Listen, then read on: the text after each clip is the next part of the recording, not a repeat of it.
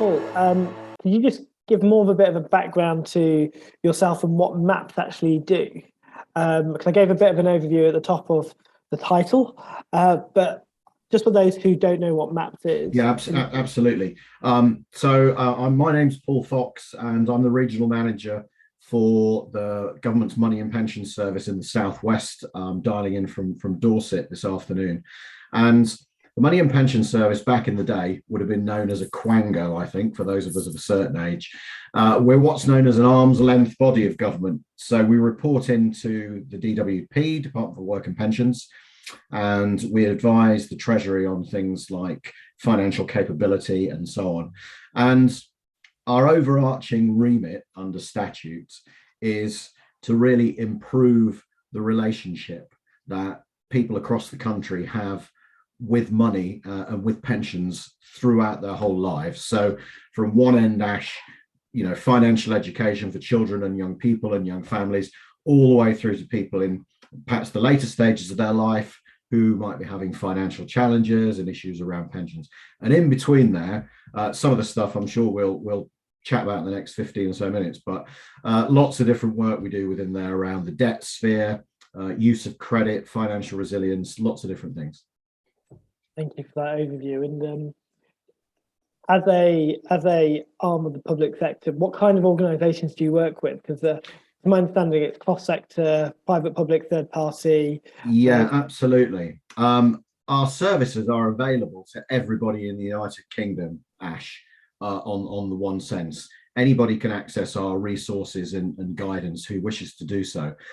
For me in the Southwest, and I have counterparts in the English regions and also in the devolved nations as well, our role primarily is to try and connect into those people, those households who are financially challenged or financially struggling in some way. And we do that by talking to all sorts of different organizations. I'll give you some examples. That's probably the best way to do it. I mean, on Thursday, for example, of this week, I'm giving a speech to the military in Wiltshire, and we've got 80 or 90 sort of senior staff and commanders and colonels on there, and I'm going to be talking to them about how we can actually reach some of the younger serving personnel who just aren't very good at managing their money because the army's always done it for them. So we do that sort of work. I'm working with local authorities, with housing associations, all sorts of different organizations. Yeah, and you're quite right, public sector, third sector, private sector. I deal with all of them at some point.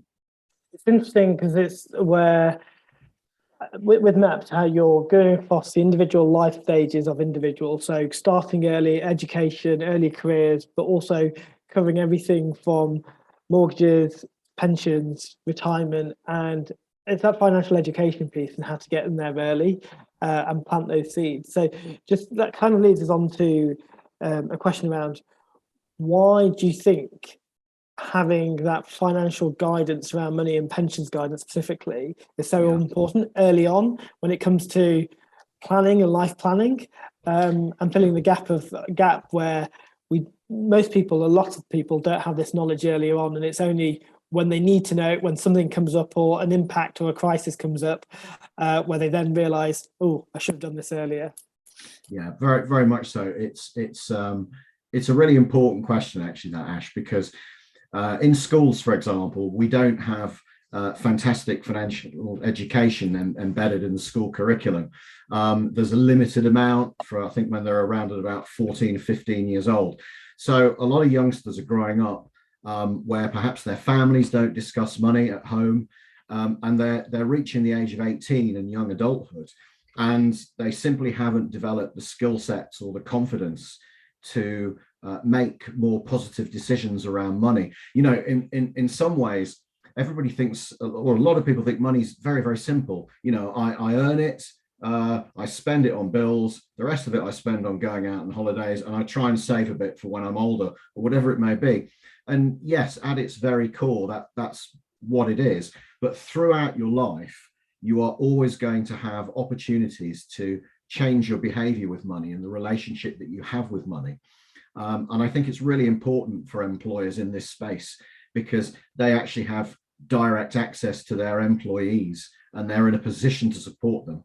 So, financial education, certainly don't think of it just in the context of children and young people. At any age, we can always learn some better money behaviors. That's really important.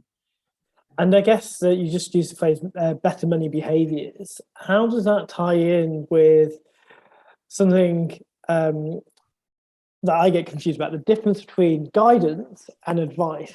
So to develop those better money behaviors, what different types of resources for guidance are there? And then what are the different types of resources for advice are there? Yeah, well, this is so I'll explain the difference between guidance and advice, and then I'll touch on something.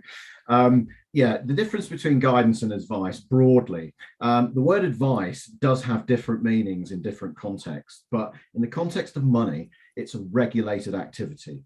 So only firms that are regulated by the Financial Conduct Authority can actually offer financial advice. And financial advice, that will be when an individual at a firm or an individual IFA or whoever it may be, they will recommend to you a specific financial service or product, or perhaps a specific course of action to take with your personal finances, dependent on your circumstances. But that will be absolutely personal to you. And that advice can only be provided by somebody who's qualified and regulated. And the providers of that advice are responsible and they are liable for the quality and the suitability of the recommendations that they make. So you're protected under law. Guidance is an impartial service. So what guidance will do is help you identify what different options that you might have and narrow down your choices. For example, around your pension, for example, our PensionWise service for the over 50s with a direct contribution pension narrows down and identifies what people's main 5 or 6 options will be later in life with their pension. But what guidance won't do is to tell you or suggest to you which product you should buy or which financial services provider you should go to. That decision is down to you. It doesn't mean that guiders aren't responsible for the accuracy and the quality of the information they provide. They most certainly are. But guidance is very much saying, look, here's 3 or 4 different options that you've got. You need to go away now and make a qualified decision. Whereas the advice, A, B, C, or D, I recommend you take product B, for example. That's the difference, Ash. Do you feel with the organisations you work with, they understand the difference between guidance and advice? And is there a perception around financial education falls in the bucket of financial advice, too scary, won't touch it? Is there any of that perception around with employers, or is it much more transparent now? Yeah, I think to some extent that's true, Ash.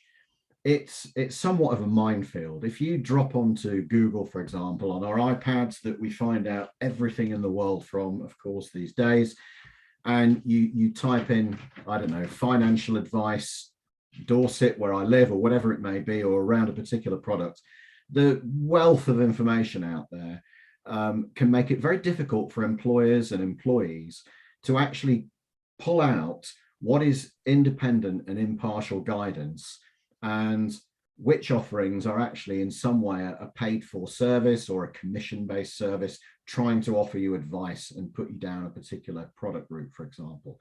And the employer really is in a good space. And I very much support what Carl said earlier on about the way in which, as an employer, they wanted to support those people working for them.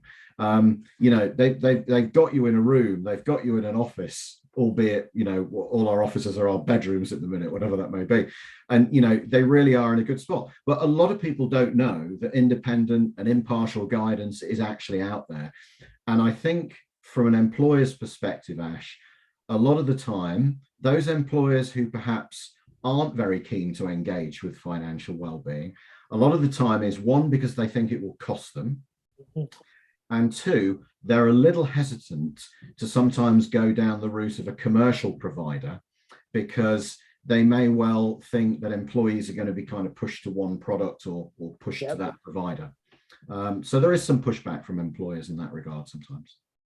Thank you for that insight. We've had a comment from Andrea in the chat, and she was just sharing about how she's working with a home care service, staff are low paid and some live hand to mouth. So financial wellbeing is crucial, and initially about budgeting and balance. So that's helpful. Thank you. It very much is. Andrea, thanks for making that comment. You might be interested in this. A little before Christmas, a month or so before Christmas, I had several conversations down here in the Southwest with Cornwall Care, who are the biggest care provider across that county. I think they've got about 15 or 16 separate homes. They've got a lot of people working for them on relatively low salaries, difficulties around minimum wage, difficulties around not being paid between appointments to get from customer to customer. And we ran a couple of very successful sessions with them, sort of like lunch and learn, which is a phrase I don't really like, but it was that kind of thing. And then we provided them in. So if your organization was very much interested in taking that up to support your colleagues and yourself, Andrea, please do drop me a line. I don't obviously know where you are, but I do have compatriots who are working the other regions of England, and somebody would be very happy to support you. Thank you, Paul. Paul, so there's something on my list. North Yorkshire, brilliant. Was from Andrea just there, Paul. Right. Can you share a little bit about talking? Very open question in terms of, are you seeing enough conversations happening in the organisations and the different levels within an organisations, whether that's seniority and grade, etc., around money? Are you seeing that starting to happen? And if not, what do you think the main barriers again to that are, and the stigma around it? Okay, I'm going to sort of start by putting a little bit of context around it. If you go back 40 odd years to the mid 1970s, companies started talking about health and safety in the workplace, for example. 10, 12, 15 years ago, employers started talking about mental health and mental well-being. And really, it's only maybe the last 5 or so years that financial well-being has started to come onto the horizon. And I think some of the challenges that employers face is, first of all, money is still a taboo subject to talk about for many, many people in this country. Whether it's a bit of the old stiff upper lip, we don't possibly talk about that, we're British. And actually employees are reluctant to have those conversations in the workplace. And I think as well, employers can be concerned that, well, hang on, look, we can very much get a health and safety consultant in to talk about, don't jump off ladders. But when it comes to people's personal finances, some of them will back off and say, actually, that's your personal business. And we're not suggesting that it's the employer's responsibility, but I very much think that the employer has an element of responsibility to at least say, look, we're aware that this impartial and independent guidance is out there. At the very minimum, let's just make it available to all 100 of you, so you know that it's there. What you choose to do with it, that's your call. But a lot of it is about talking about money, Ash. We're just not very good about talking about money in this country. We all think we are, and every single day, money conversations are all over your iPhone and your iPad and whatever we're listening to and podcasts. But actually, when it comes to our own finances and circumstances, we're a bit reticent still. Especially with the way the economy is at the moment, interest rates increasing. And this is where I think it'll be interesting to see whether the conversation about money becomes more open as a result, because of the challenges people will face. But yeah, there's also British culture has a large part to play there. Very much. I hope that the last couple of years of, a lot of households have faced an awful lot of difficulties, Ash. And I hope that many, many more people going forward will actually feel more confident about opening up and at least having a conversation about it. Yeah, and this is why I think it's more important than ever. We make this signposting to those resources, those guidance sessions, advice available, so people know where to go. Yeah. Can you tell us a little bit about Money Helper and Money Helper and how that can benefit employers? Yeah, well, a couple of years ago, 2.5 years ago, the Money and Pension Service came into existence, and it brought together 3 bodies. There was PensionWise, the Pensions Advisory Service, and brilliantly, the Money Advice Service. And given that they didn't give advice, always seemed a bit of a daft name to me at the time.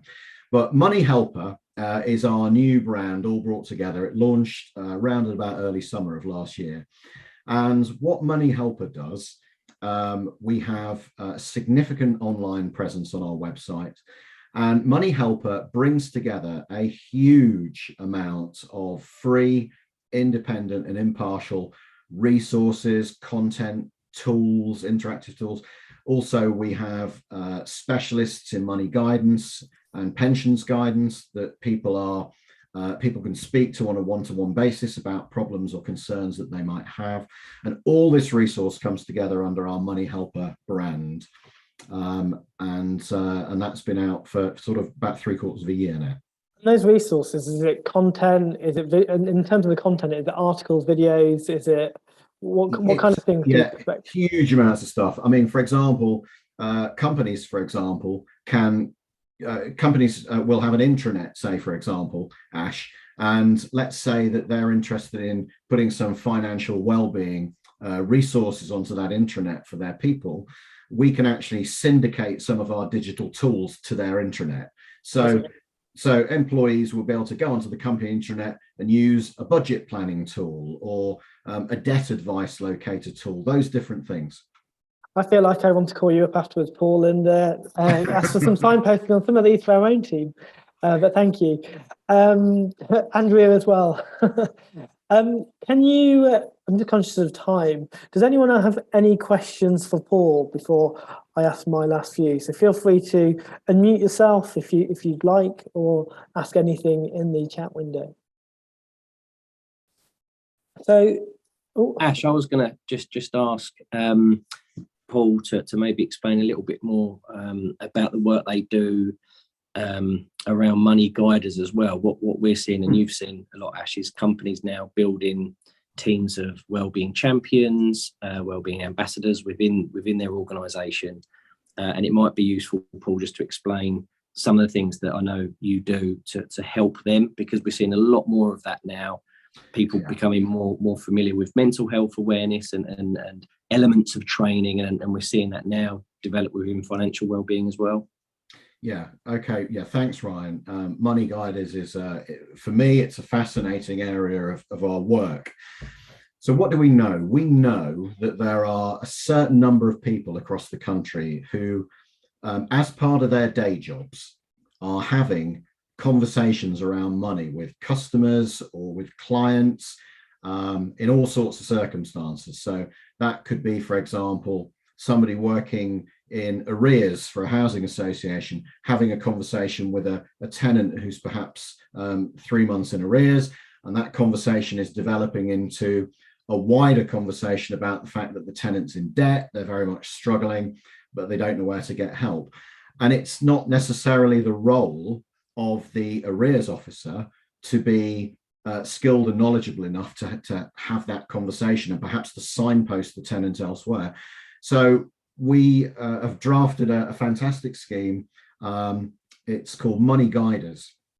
And what Money Guiders is there for, broadly, it's there for people in the non-regulated space who are having money conversations as part of their day-to-day working life in some way. And we are able to onboard them as program partners, or they can use the competency framework that sits along with it for free. And it will actually help to upskill and develop the knowledge of the people who are undertaking that work, Ryan and Ash, who, you know, if you look at their job spec, there's nothing in it about money guidance or having those conversations, yet they're actually having those conversations. A good example I can give you to bring it to life a little bit, I'm working with the Trussell Trust, who I'm sure most of you on the call will be aware of. They've got numerous locations across the Southwest. And the conversation I had with their regional manager was the fact that people were being referred into the food bank from, you know, a GP or a health or social worker. They were sitting down and collecting their food bank parcel, but then they were having a cup of tea and pouring out their woes about their financial situation. And the food bank manager is not necessarily equipped to have that wider conversation. So we're putting a lot of the Trussell Trust staff in the region through the Money Guiders program, so that they'll be more empowered and more confident about being able to signpost and to help these individuals who are having a difficult time with their finances. That's really good. It's very similar to what we've seen in the workplace around mental health first aiders, mental health champions, and manager training, because again, individuals end up being managers, not necessarily with the skill set or knowledge around mental health, and by upskilling around this training, you can then support with the signposting and guidance, not advice, signposting to professionals and resources. So that's really interesting. I didn't really know about Money Guiders until just then. So thanks for sharing. It's a really important part of it, I think, Ash, actually, just because, as you said, we're seeing a lot of it with mental well-being and people wanting to help and wanting to upskill, to be trained, not necessarily to be experts or to give the advice part of it. That's for professionals, but with regards to just learning more for their own sake and then being able to pass on the right information, I think is really important. And it's crossing throughout well-being, all areas, I think. Great. I actually don't have any more questions for you, Paul. So just to, I guess, from your perspective as someone who's been supporting various organisations and sectors, if you had one bit of advice, guidance to get started for employers and employees, what would you suggest? Yeah, very, very much so. As an employer, and I know I used to be, in a previous life, I was managing director of a significant environmental business before I completely shifted. So I understand from an employer's perspective, there are constraints on your time and on your resources. You can't embed well-being activities and resources across every particular topic. For small businesses particularly, it might not just be practical. But the message I just want to get across to employers is that Money Helper is there to provide you free of charge those resources and that content. And it's simply a matter of a little bit of time to get that content available for your employees in the business. From the employees side of things, I think I touched on earlier, but a lot of people, when they come into the office space, don't want to talk about money. That's private, that's family stuff, that's for home time. So what we're not doing is particularly advocating lunchtime sessions where we all sit down and discuss what's going wrong with our bank accounts at the moment. But it's, for employers to be able to say, look, we know there's this government-backed resource here, Money Helper.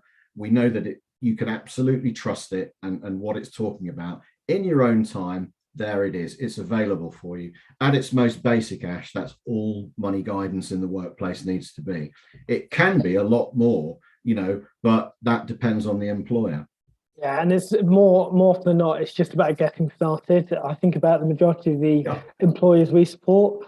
The main challenge majority have is getting started and managing the administration that goes with hosting a variety of wellness resources. But the fact you've got there are resources available, and it's a matter of signposting. It does make things a lot easier. Yeah, absolutely. But really appreciate your time today, Paul. Thank you very much for sharing the insights, the resources. I can see Monica shared the link for Money Helper in the chat. So unless we've got any more questions for anyone, just want to say thank you to yourself and Luke for sharing today. And following the call, we'll make sure some of the links to the resources that have been mentioned, there's a microsite around financial wellbeing as well, will get shared as well. And that's it for me really today. Okay. Just want to thank everyone for their time. Ash, if I might, just one final thing. Andrea, my email address is paul.fox@maps.org.uk. If you drop me a line, and I'll connect you in with my colleague who covers Yorkshire and the Humber. Thank you very much, Paul. Ryan, will you put Paul's email in the email as well, which you'll send out, just in case if anyone wants to reach out? Yeah, definitely. We'll do a follow-up with useful links and contact details, etc. So and the videos and all that sort of stuff. So yeah, thanks. Just quickly, thank you, Paul. Thank you to Luke. I know he's had to shoot off the call. And thank you to you, Ash, for also for stepping in last minute and being brilliant as always. But yeah, hopefully you found it useful. Any questions, come back to us, and we hope to speak to you soon.